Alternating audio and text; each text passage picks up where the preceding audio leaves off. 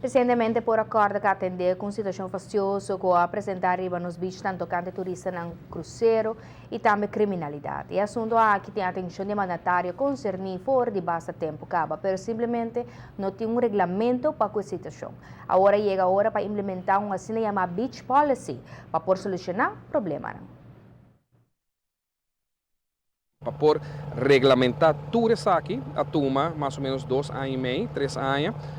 e agora que o aeroporto está claro, o aeroporto claro foi mais ou menos 4, 5 anos passar. O departamento de DEP será Hinkel, junto com a comissão, que está o representante de Minas também e ministro Sivenger, para dar produto que nós podemos executar. O produto é agora apresentar poder de Deus, segundo uma companhia minha colega Jabiana, no Conselho de Ministros, para nós tomar uma decisão de budget, anterior é fase de execução da comissão. E dessa outra semana acaba a iniciativa de Maritime Policy,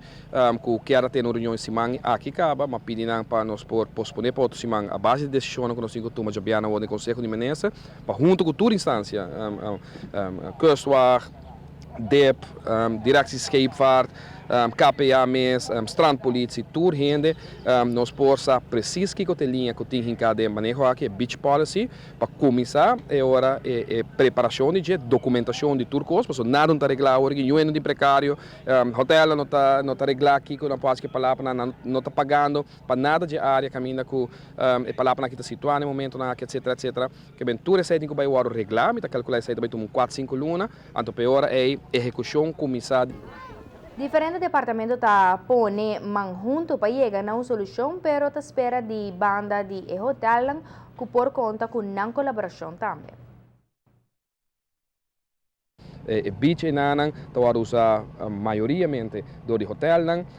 boa iluminação que tem para parte do beach está mais malo mesmo, ora mira a quantidade de segurança que tem, nós não sabemos se é adequado, ou se vamos vai pôr mais ênfase sobre ele, que bem tem que haver partnership entre o desenvolvedor e banda com o governo para poder lograr resolver problema que está existindo para o PIA, pero que vamos ser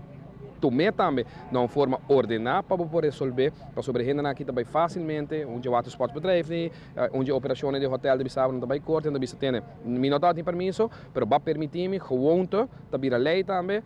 e de caso aqui for de ano passado se vai para bom Ministério de Infraestrutura, a Comissão Pública de Meio de Comunicação, e acaba na 3 ocasiões, que também bem cambio de manejo que tem para o que trata beach policy e de área onde hotel.